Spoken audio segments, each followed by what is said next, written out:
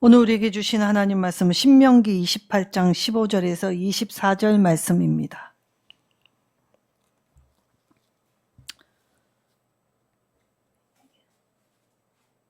(28장 15절에서 24절) 말씀, 제가 하나님 말씀 받들어 봉독하도록 하겠습니다.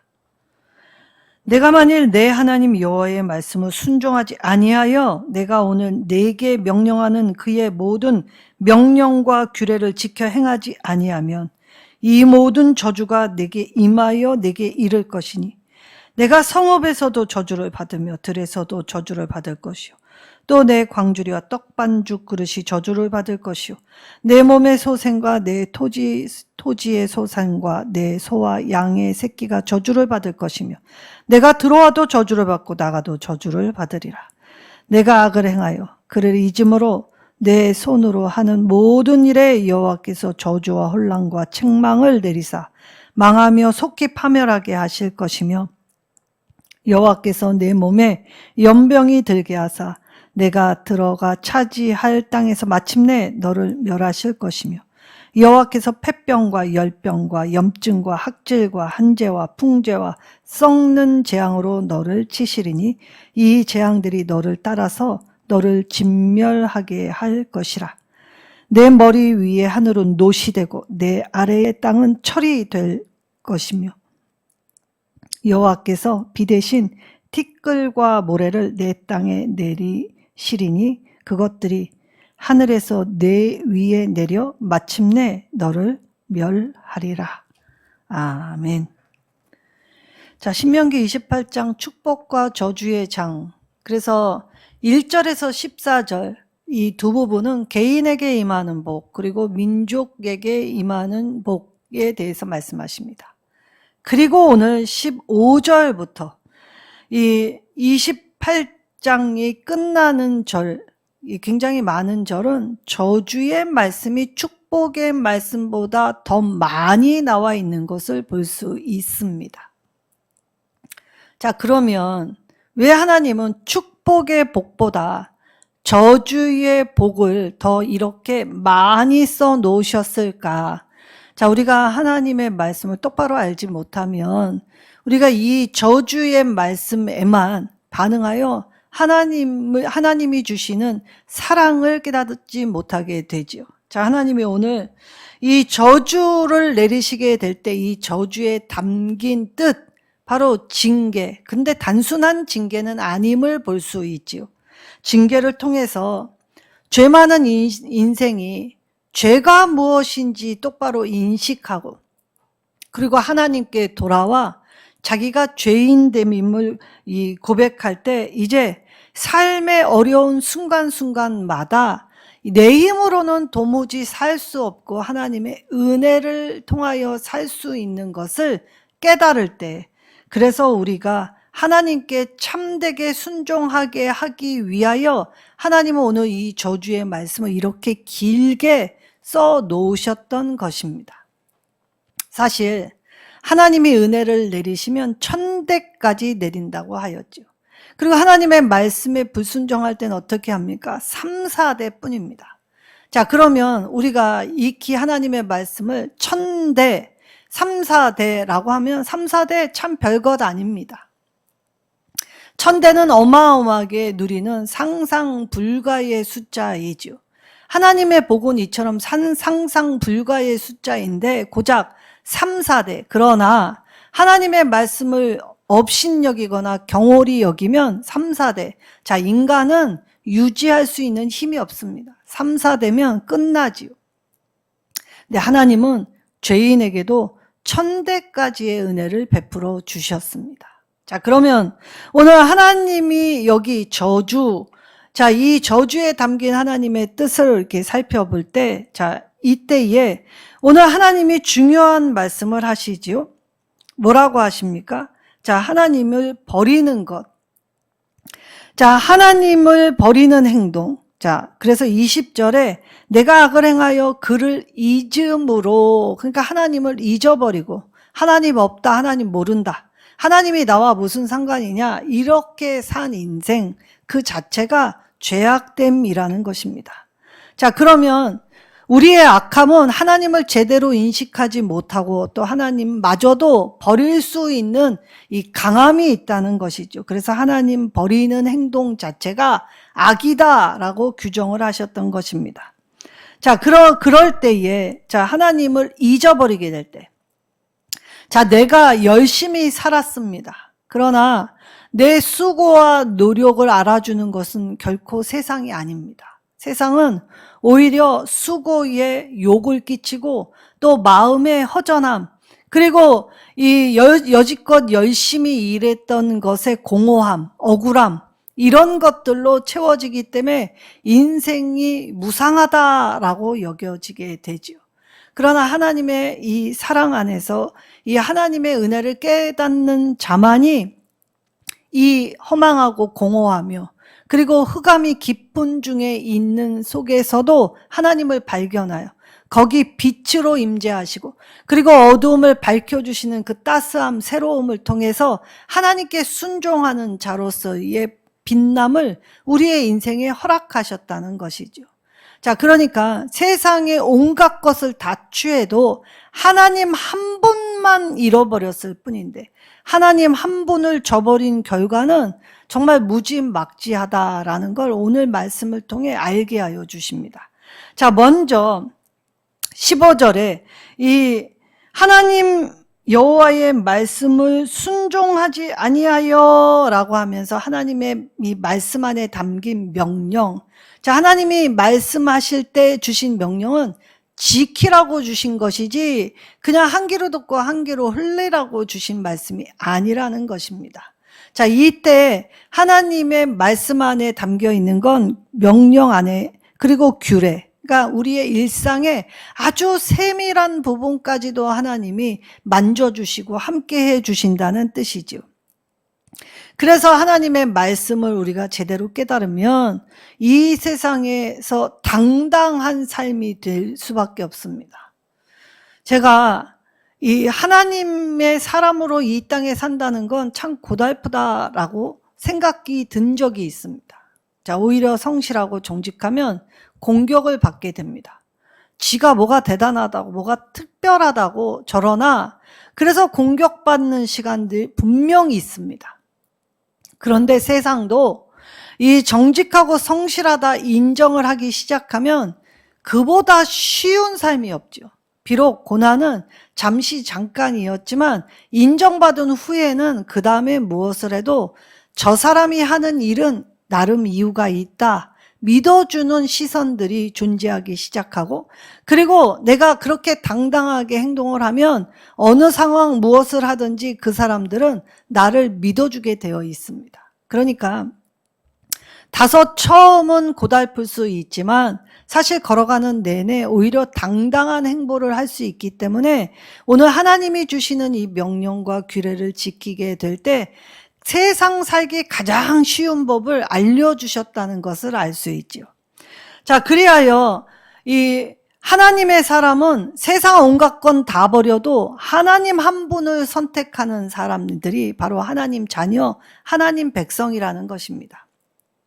근데 세상 사람들은 하나님 한 분만 저버리고 세상 온갖 것을 다 수용하게 되죠. 이때 이 두 사람이 선택한 인생의 길은 확연히 달랐다는 것입니다.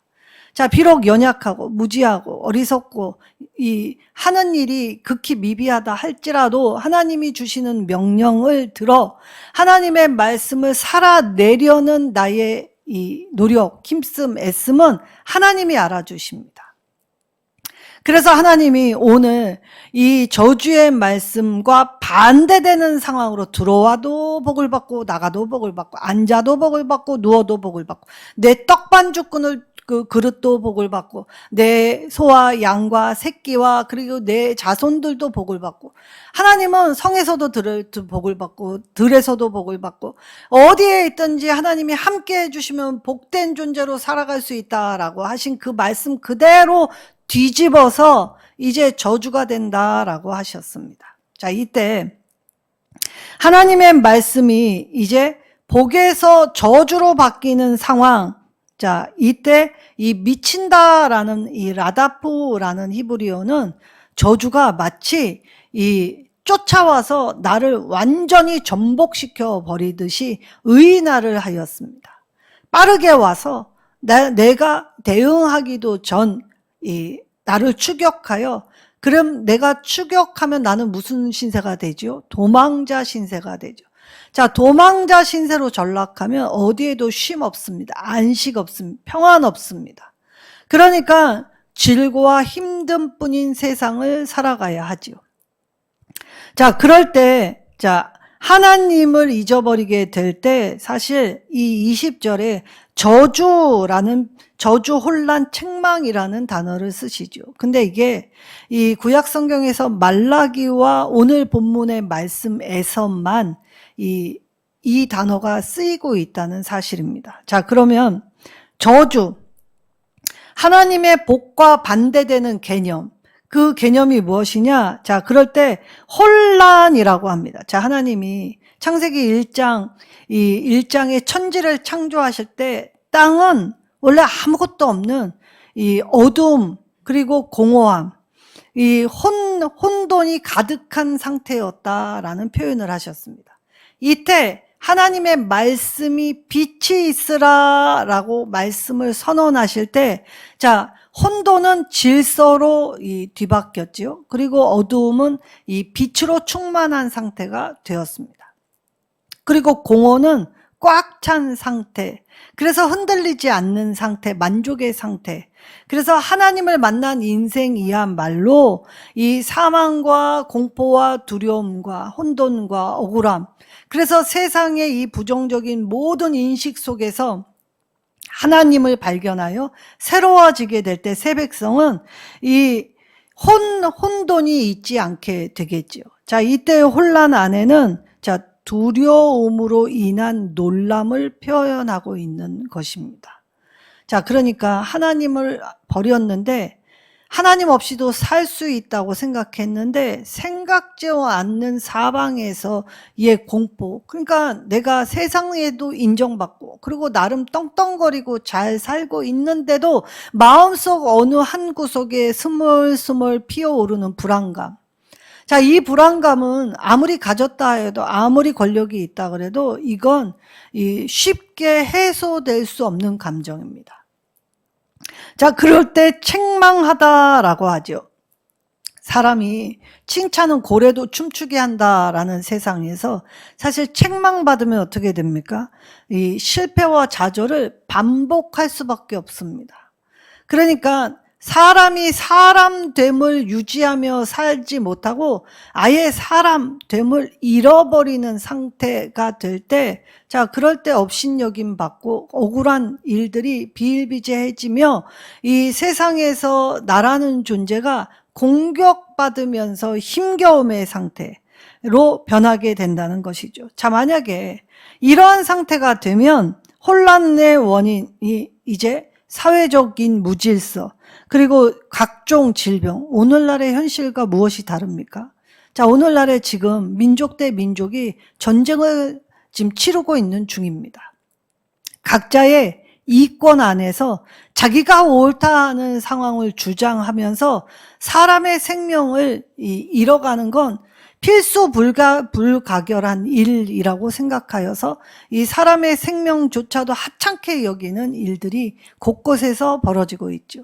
자, 그리고 나서 이 사회적으로 힘을 가진 사람은 이 다수의 폭력을 자행하면서도 내가 법이다라고 하면 이 무법천지가 되는 것입니다. 자, 그러니까 오늘날 우리의 현실도, 자, 법에서 분명히 규정해 놓은 헌법이라는 것이 있죠.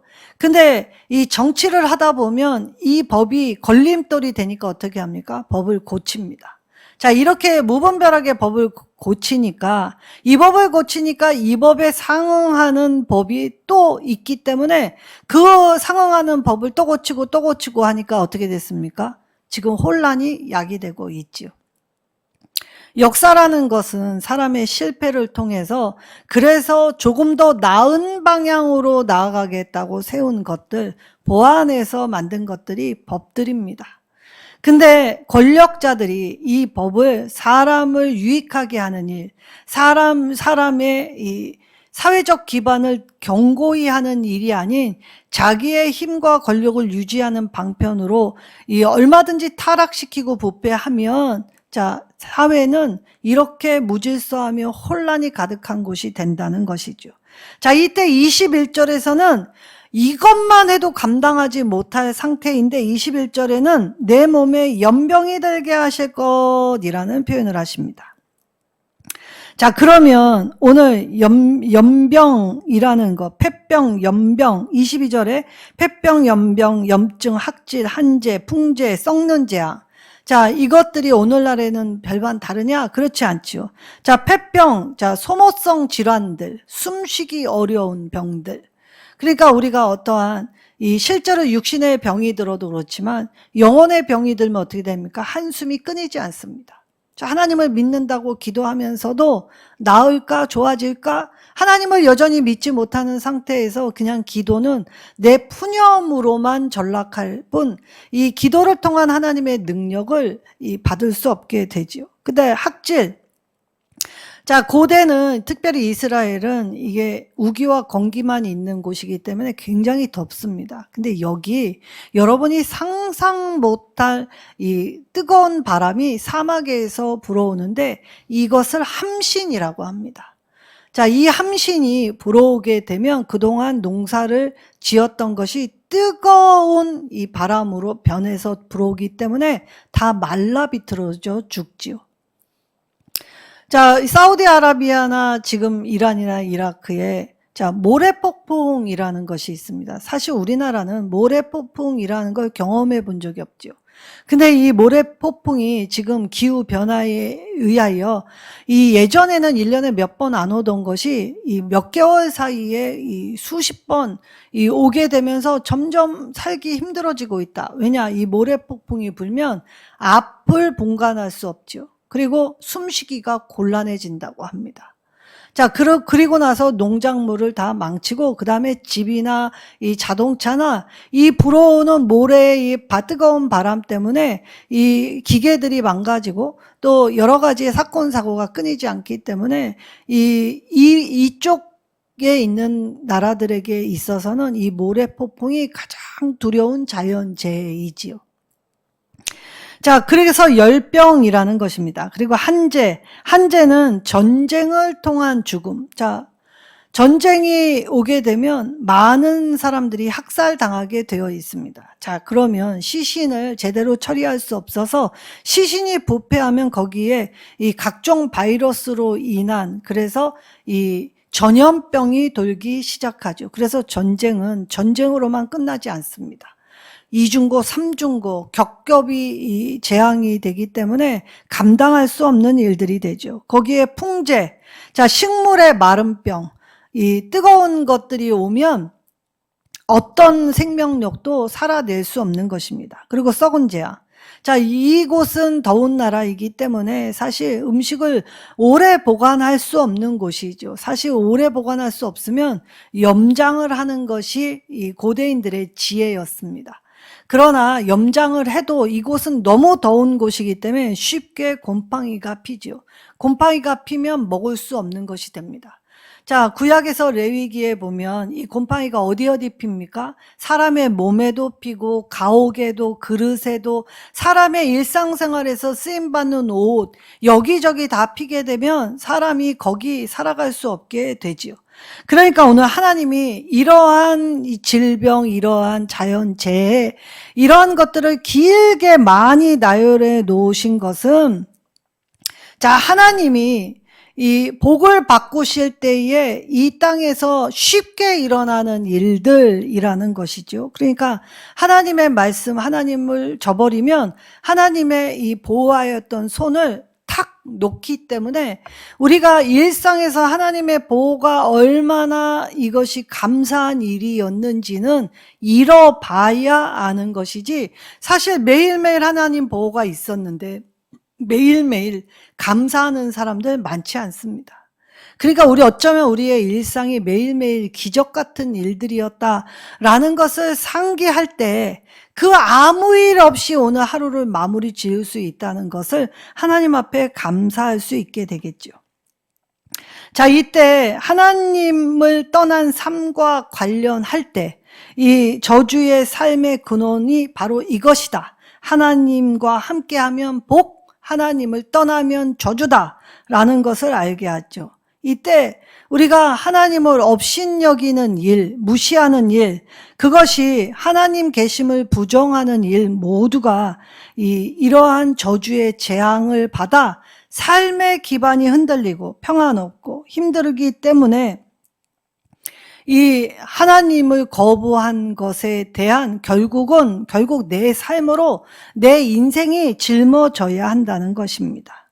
자, 이때 사람들은 이 종교성이라는 것이 사실 나는 신 믿지 않는다라는 사람들 안에도 사실 우리 마음 안에는 조금의 신을 인식할 수 있는 공간은 하나님이 다 만들어 놓으셨기 때문에 거기 할 때 내가 신이 될 수 있습니다.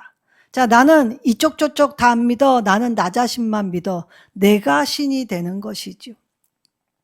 그럴 때 하나님이 오늘 이 개인이나 민족이나 이 복과 저주를 대하는 자세에 대해서 이야기할 때 바로 하나님 아는 것, 하나님 믿는 것, 그리고 하나님을 향한 우리의 고백, 그 삶의 태도가 우리의 인생을 결정한다는 것입니다. 그래서 복이든 저주든 우리는 복에 집중하고 저주에 집중하지만 사실 복이든 저주이든 우리의 삶의 영역에 영향을 미치는 건 다 똑같지요. 이때 순종에 따르는 복이냐 불순종에 따른 저주냐를 언급하셨을 뿐입니다. 지난번에 우리가 2시간에 걸쳐서 살펴본 복도 이 어떤 상황, 어떤 이 장소를 막론하고 내가 무엇을 하든 어디에 있던 하나님이 함께 하심으로써 인도와 보호, 그래서 하나님이 나의 모든 것이 되어주시고 내 미래의 영역까지도 책임져 주시는 것, 그것이 복이죠. 그럼 저주는 내가 하나님 말씀에 불순종하여 내가 어디에 있든 무엇을 하든 누구를 만나든 어느 장소에 있든 이걸 피해갈 수 없다는 것입니다. 그러면 오늘 저와 여러분이 하나님의 백성이 되었다라고 하면 하나님 말씀에 귀 기울여야 하죠. 하나님의 말씀에 귀 기울여야 할 이유는 하나님의 말씀은 확실하기 때문입니다. 그리고 이 확실성을 우리의 삶에서 분명 보여주시지요. 그래서 복이 삶의 전 영역에 영향을 끼치듯이 저주 또한 삶의 모든 영역에 이 생애를 주장하게 하실 것이다 라고 말씀하셨던 것입니다. 자, 그러니까 오늘 우리가 비록 세상의 어떤 성공적 일이 아니더라도 우리가 하나님을 기억하고 하나님의 말씀을 지키려고 순종할 때, 자, 하나님 말씀을 기억하고 그 하나님의 말씀을 따라서 나아가는 것 자체가 바로 복된 삶이라는 것이죠. 자, 그럼 불순종했다라는 것은 내 삶이 위태위태하다는 것입니다. 잘 가다가도 삐끗하고 넘어지고, 그리고 이 실패로 도무지 일어날 수 없는 상태, 그리고 우울해지면 이 하나님의 어떤 말씀을 들려줘도 이것에 빠진 사람도 허우적거리기 때문에 일어설 수 있는, 스스로 일어설 수 있는 힘이 없게 되지요. 그래서 오늘 하나님을 무시했던 자세를 버리면 하나님이 긍휼히 여기시고 이 비처럼 은혜를 내려주시겠다라고 하셨던 것입니다. 자, 그러면 하나님을 떠난 결과가 무엇이냐? 자, 하나님의 은혜 없이 살 수 있다라고 했던 결과는 이 교만한 삶이었기 때문에 교만 자체가 삶의 모든 순간이 다 어렵고, 그리고 이 병들어 결국은 내 힘으로 했는데 남은 거라고는 아무것도 없는 인생. 그래서 무엇을 해도 안 된다는 것입니다. 성읍에 있던 들에 있던, 그리고 이 소산물이든 축산물이든 들어가든 나가든 이때 무엇을 하든 되지 않는 인생. 자, 그러면 하나님의 형통, 일상에서 우리는 보이지 않는 하나님과 동행한다라고 할 때 형통하는 삶, 바로 하나님과 동행하는 삶이라는 것입니다. 찬송하고 기도하고, 그렇구나, 나는 또 실패자였구나 인정하면서, 그래서 삶의 어려움을 통해서 이걸 통해서 하나님을 깨닫게 하시는 이유가 있으시겠구나 있구나라고 생각해서 하나님께 이유를 묻고, 그리고 하나님께 이 내 모든 문제를 가지고 나아갈 때, 오늘 하나님은 이 모든 상황을 통해서 우리를 징계는 하시지만 아직 망하게 하시는 이 마지막 때는 아니라는 것입니다. 언제든 돌이키기만 하면 기회가 열려져 있다는 것이죠. 자, 그럼 오늘 하나님이 말씀하신 각종 자연 재해, 질병들, 그리고 우리가 안 된다 하는 모든 여건 상황, 이것들은 결코 우연히 된 일은 아니라는 것입니다. 저주받은 인생은 절대 사람답게 살 수 없습니다. 왜냐? 생명력을 잃었기 때문에 메마른 땅에는 무엇을 심던 뿌리 내릴 수 없고 열매를 맺을 수 없지요. 그래서 오늘 무시무시한 말, 가뭄, 홍수, 폭설, 혹한, 자, 이럴 때 땅은 철같이 굳고 이 먼지, 모래 같은 걸로 하늘을 덮었다라는 표현을 하셨습니다. 자, 그러니 하늘에서는 비를 내리지 않고 땅은 굳어져 쩍쩍 갈라지거나, 아니면 하늘에서 비가 너무나 넘쳐서 땅이 이 물을 받아낼 수 없어 빼곡히 차거나, 그리고 주님이 말씀하셨죠. 마지막 때에, 겨울의 마지막 때를 겪지 않게 기도하라고. 왜냐? 사실 겨울에 환난을 당하는 건 사실 한여름에 환난을 당한 것과 비교할 수 없는 일들입니다. 자, 그러면 오늘 하나님이 이러한 고통 중에 있게 될 때에, 자연 만물도 하나님의 말씀에 순종하는데 하물며 하나님의 형상을 입은 내가 오늘 말씀대로 살아가지 않았구나. 말씀 들으면서도 이 말씀을 듣는 선에서 그치고 이 행동으로 나아가는 데까지 바꾸질 않았구나. 그래서 하나님의 저주에 담긴 하나님이 나를 부르시는 그 뜻을 깨달아 안다면 오직 하나님 앞에 나와 그간의 내 강팍함, 내 교만함, 하나님이 원치 않는 내 모습들을 회개하며 하나님 앞에 이 무릎을 꿇을 때, 그때 하나님은 언제든지 그 저주의 한가운데서라도 내 백성이 내게 돌아와 무릎 꿇고 회개하여 기도하면 하나님은 내 백성을 고치시는 능력의 하나님이심을 말씀해 주셨던 것입니다. 그래서 저주와 나의 상관관계, 복과 나의 상관관계, 그것을 통할 때, 자, 내가 잘해서 받는 것이 아니라 하나님이 전적인 은혜로 나 같은 죄인에게 이 하나님의 복을 부어 주셨기에 하나님과의 만남을 통해서 하나님이 주시는 기쁨, 하나님의 돌보신 은혜, 하나님이 동행해 주시는 그 차고 넘치는 따스함을 가질 때 우리는 비로소 죄를 하나님 앞에 고백할 수 있게 되는 것입니다. 자, 그래서 우리가 하나님 앞에 죄를 고백하면 영혼이 병든 것이 나아집니다. 자, 질병도 고칠 수 있습니다.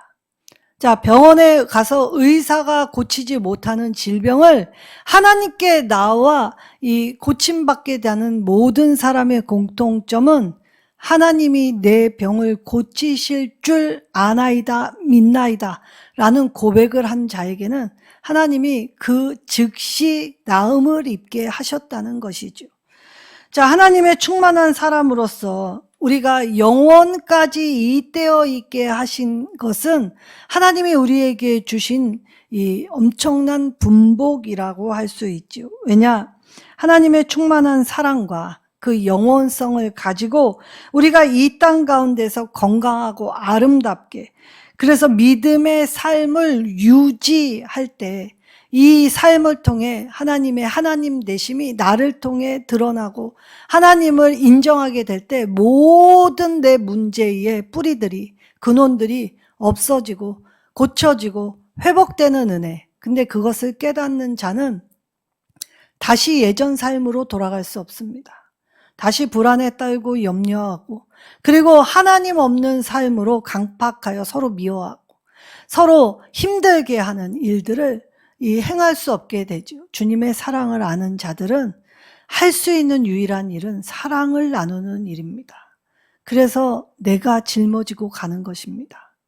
누가 볼 때는 어리석게 보일지 몰라도 그 짊어지고 가는 길에 생명이 있는 걸 분명 알기 때문에 생명 도둠, 생명 살리는 은혜를 우리가 살아가려고 애쓰는 것이지요.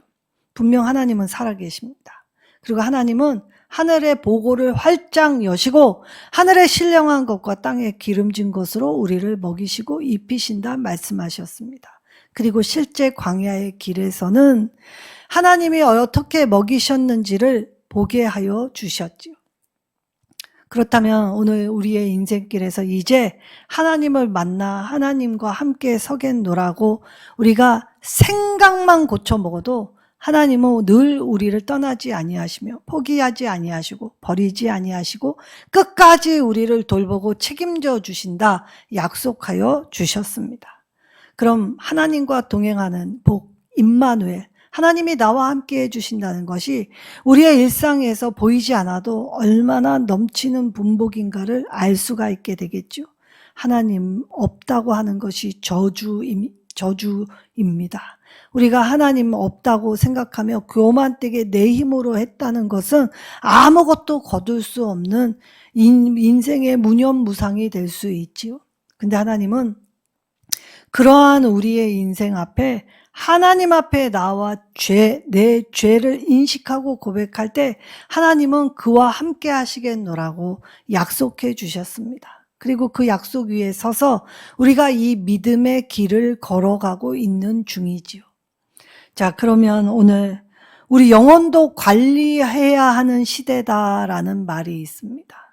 자, 영혼도 보이지 않는 우리의 영이 건강하게 살찌게 병들지 않게 관리하려면 이 하나님과의 만남 제대로 행해야 하겠죠. 그래서 말씀 듣고 찬송하고 기도하고 예배하며 그래서 하나님 중심의 삶을 살아가게 될 때 그때의 우리의 모든 것들이 정화되고 고쳐지고 치유되고 회복되는 은혜가 우리 안에 있게 되는 것입니다. 하나님은 우리를 회복해 해주시는 분이십니다. 그리고 이 회복을 통해 하나님 나라를 영원히 이어가시려는 하나님의 계획이 있으시지요. 오늘 우리가 이 밤 하나님의 이름을 붙들고 부르며 기도할 수 있는 복을 주셨기에 이제 하나님의 능력을 구하여 기도할 때 특별히 우리 교회 환우들, 부모님들 하나님 그 아픈 환부에 지금 안수안찰하여 주셔서 고쳐주시고 회복시켜 주실 때 하나님의 살아계심을 모두가 경험하여 그 놀라움을 이제 이 형제와 자매 그리고 아는 모든 사람에게 모르는 사람에게까지도 전할 수 있는 참된 예수 증인, 그래서 영혼이 정화되고 영혼을 관리할 수 있는 선한 청지기로 살아갈 수 있게 해달라고 간절히 기도하시는 이 밤 되시기를 예수님의 이름으로 축원합니다.